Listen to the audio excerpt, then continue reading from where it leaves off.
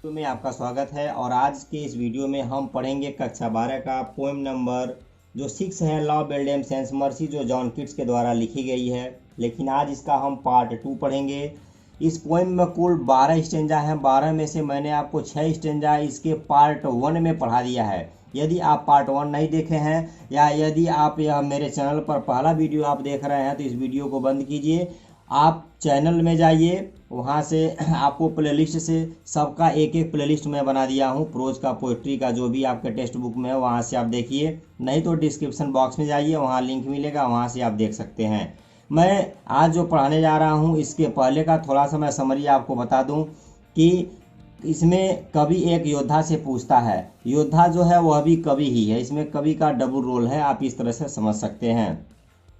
तो night eight arms का मतलब होगा योद्धा।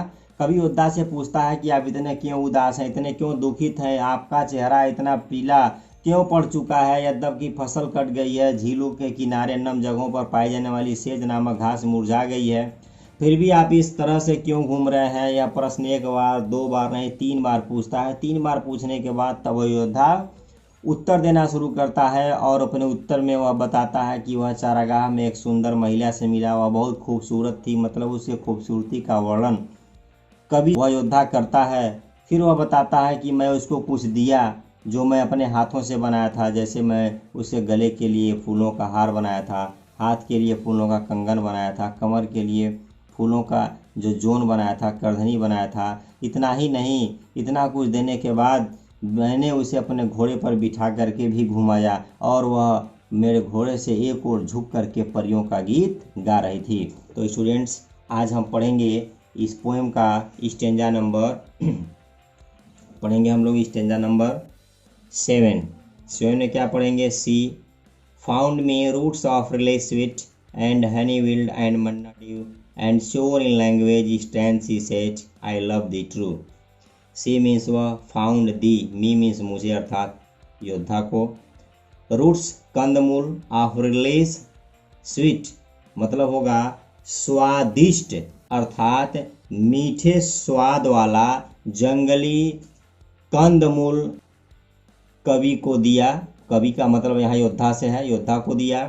एंड हनी विल्ड जंगली शहदी, एंड मन्ना ड्यू एक प्रकार का दैवीय पेय पदार्थ का यहाँ जिक्र हो रहा है, से यहाँ है। एंड श्योर इन लैंग्वेज और एक निश्चित भाषा में, स्ट्रेंज सी सेड वह अजीब तरह से कही, आई लव दी ट्रू मैं आपसे सच्ची प्रेम करती हूँ, मैं आपसे वास्तव में प्रेम करती हूँ। एक बार फिर देख लें, उस सुंदर महिला ने जंगल में पाए जाने वाले स्वादिष्ट कंदमूल को उस योद्धा को दिया। उसने जंगल का मधु अर्थात शहद कह सकते हैं कि दिया। आप ऐसे भी कह सकते हैं कि वो गन्ने का रस भी दिया, जो दैवी भोजन माना जाता है, इस प्रकार से कह सकते हैं। इसके बाद उसने विचित्र भाषा में कहा कि मैं आपसे सचमुच प्रेम करती हूँ। इसका कहने का तात्पर्य है कि वह योद्धा उसकी भाषा को सही तरह से समझ नहीं पाया, किंतु महसूस जरूर किया कि वह उसके प्रति प्रेम की स्वीकृति का सूचक है। उसने कहा कि वह उससे वास्तव में प्रेम करती है। आइए स्टूडेंट्स, नेक्स्ट को देखते हैं। She took me to her elfin grot. She means वह, टुक मीन्स ले गई, मी मीन्स मुझे, टू हर अपने, एल्फिन मीन्स होता है रहस्यमयी, ग्रॉट मीन्स होता है गुफा में। इसके बाद वह मुझे अपने रहस्यमयी गुफा में ले गई। एंड देयर शी वेप्ट और गुफा में ले जाने के बाद क्या की? वहाँ रोने लगी। एंड साइड आह भरने लगी। फुल शोर बता रहा है कि अपने पूरे कंठ से, पूरे जो है गले से वह प्रेम की आह भरने लगी। और क्या हुआ? And there I shut her wild eyes with kisses four. Kisses चुंबन लेकर, 4 मीन्स 4 बार, सट मीन्स बंद कर दिया। कवि कहता है कि मैं उसके जो प्रेम भरी आंखें थीं या उसकी मद भरी आंखों को 4 बार चुंबन करके बंद कर दिया। कहने का तात्पर्य यहाँ आया है कि कवि ने भी उस स्त्री के ऊपर अपना पूरा प्रेम दिखाया। एक बार फिर देख लें कि वह महिला उस योद्धा को अपनी परियों वाली गुफा में ले गई और वहां शूरवीर अर्थात योद्धा के प्रति अपने गहरे प्रेम को अभिव्यक्त की। वह बुरी तरह से रोने लगी एवं तेज हवा के झोंकों के समान अत्यंत तेज सांसें लेने लगी। वह योद्धा उसके सच्चे प्रेम से आश्वस्त था तथा उस महिला ने भाव प्रबलता से अपनी आंखें बंद कर ली जो भावनाओं एवं आंसुओं से भरी हुई थी। तब वह प्रेम की पूर्ण भावना से बार बार उसका चुंबन लेने लगा। उसने उसे आश्वस्त किया कि वह उसे कभी नहीं छोड़ेगा। उस महिला ने उस योद्धा के द्वारा इस अभिव्यक्ति अत्यधिक प्रेम का आनंद लिया।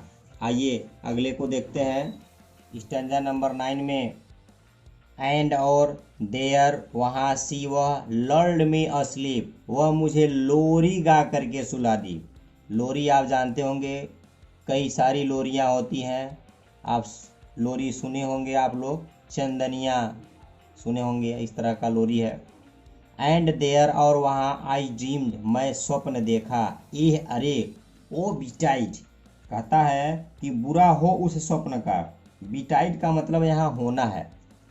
The latest dream, late later latest superlative degree है, सबसे आखिरी सबसे अंतिम स्वप्न था दैट आई एवर ड्रीम्ड, जो मैं वहाँ देखा था on the cold hill side. कवि कहता है कि मैं उस पहाड़ी पर, यह मेरा देखा गया सबसे आखिरी स्वप्न था, अर्थात इसके बाद मैं स्वप्न नहीं देख पाया। एक बार इसका आप फिर हिंदी में अर्थ देख लें, क्या बताता है। कहता है कि उस महिला ने शूरवीर को अपनी परियों वाली गुफा में ले गई और वहां जब ले गई तो वह लोरी गा करके उस योद्धा को सुला दिया। और जब वह योद्धा सो गया तब उसने एक बहुत ही भयंकर डेंजरस स्वप्न देखा। वह उसका अंतिम स्वप्न था जिसे उसने उस पहाड़ी पर देखा था, पहाड़ी के ढाल पर देखा था। उसने फिर दोबारा कोई स्वप्न देखा ही नहीं, क्योंकि वह दोबारा कभी सो ही नहीं सका। तो आइए अगले स्टेंजा को देखते हैं। जब वह योद्धा उस पहाड़ी के किनारे सो गया और फिर क्या हुआ, आइसा मैं देखा पेल किंग्स, दुख से पीले पड़े राजाओं को, एंड प्रिंसेस टू राजकुमारों को, पेल वॉरियर्स, दुख से पीले पड़े अर्थात रक्तहीन कह सकते हैं, रक्तहीन योद्धाओं को, death pail were they all, सब के सब जितने भी वहाँ थे अर्थात राजा राजकुमार या योद्धा जितने भी थे, ये सभी के सभी मृतकों के समान पीले तथा रक्तहीन हो गए थे। इनका बॉडी इस प्रकार से हो गया था। दे क्राइड, वे सब के सब एक साथ चिल्लाए। लव बेल्डेम सेंस मर्सी का मतलब होगा दया रहित सुंदर स्त्री ने।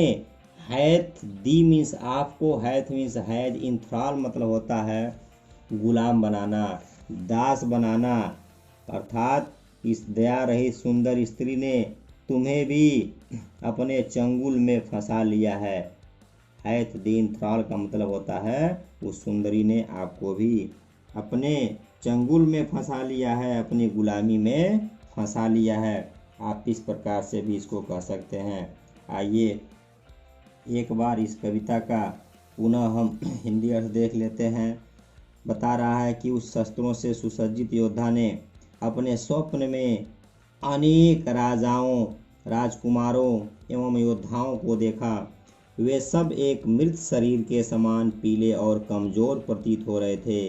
वे सब निराश प्रेमी के समान दिखाई दे रहे थे।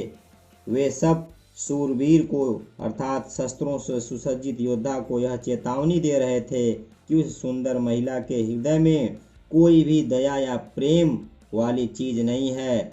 उसके समान वे सब भी उसके सौंदर्य एवं प्रेम में फंस गए थे। उसने उन्हें अपनी अलौकिक शक्ति से मोहित कर लिया। और योद्धा भी उनकी तरह ही उससे मिला था, अर्थात योद्धा भी उस सुंदर स्त्री के जाल में फंस गया। आइए स्टूडेंट्स आगे देखते हैं और क्या बताता है। कहता है आई सा, मैंने देखा, देयर, उनके, स्टवाल्ट, खुले हुए, लिप्स मीन्स होंठ, इन द ग्लूम मतलब होता है अंधकार में।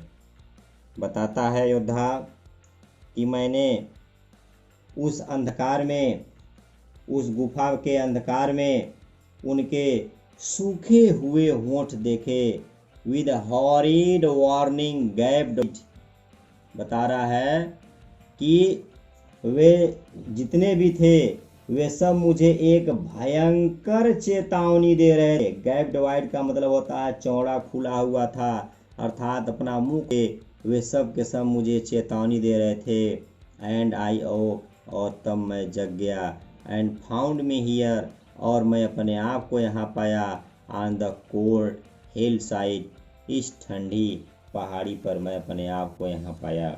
आइए स्टूडेंट्स एक बार फिर इसका हिंदी देख लें। बताता है योद्धा कि मैं गुफा के अंधकार में उनके सूखे हुए होंठ देखे, उनके होंठ खुले हुए थे तथा वे भयंकर चेतावनी दे रहे थे। मैं तुरंत जग गया और मैं अपने आप को एक ठंडी पहाड़ी के पास पाया। स्टूडेंट्स इस पोएम का नेक्स्ट एंड लास्ट स्टैंजा देखते हैं। Students and this is why, और यही कारण है कि, और यही वजह है कि आई सोजोर नियर, मैं यहाँ ठहरा हुआ हूँ। लोन अकेले एंड पैलिंग, और दुख से पीला होकर के, पीला शरीर लेकर के घूम रहा हूँ, विचरण कर रहा हूँ। दो यद्यपि the sage has withered from the lake, यद्यपि झीलों में पाई जाने वाली जो घास है जिसका नाम सेज होता है वह मुरझा गई है। एंड नो बर्ड सिंग, और कोई पक्षी गीत नहीं गा रहा है। तो यहाँ वह जो है योद्धा अपनी स्टोरी समाप्त कर देता है कवि से कह करके। देखिए फिर एक बार हिंदी अर्थ देख लेते हैं इस 12वें स्टेंजा का। बता रहा है शस्त्रों से सुसज्जित योद्धा कवि से कहता है कि वह अकेले भटक रहा है एवं ठंडी पहाड़ी के पास रुका है, क्योंकि वह सुंदर महिला को खोज रहा है, इसलिए वह दुख में डूबा हुआ है और पीला पड़ गया है। यद्यपि शीत ऋतु का आगमन हो गया है एवं झील के किनारे जो सेज नामक घास पाई जाती है, पौधा पाया जाता है, वह सूख गया है एवं पक्षी गर्म प्रदेशों की ओर प्रवास पर चले गए हैं, लेकिन वह भटक रहा है क्योंकि उस महिला ने उसे त्याग दे दिया है, धोखा दे दिया है, उसके साथ चीट कर दिया है। तो स्टूडेंट्स ये आज का पोएम था। आइए इस पोएम का इंग्लिश में भी हम समरी जान लेते हैं। इंग्लिश में समरी इसका यह है, आप ऐसे कह सकते हैं कि this poem has been composed by John Keats and this poem is a story of love. In this poem, the poet describes that a beautiful lady without mercy charms and then deceives the knight badly. The knight thinks that she is a very beautiful and loyal lady, and he falls in love with that beautiful lady. He gives him many things. He makes a garland for her head and offers her a bracelet of a beautiful flowers. The lady takes him into her cave, and there she gives him to eat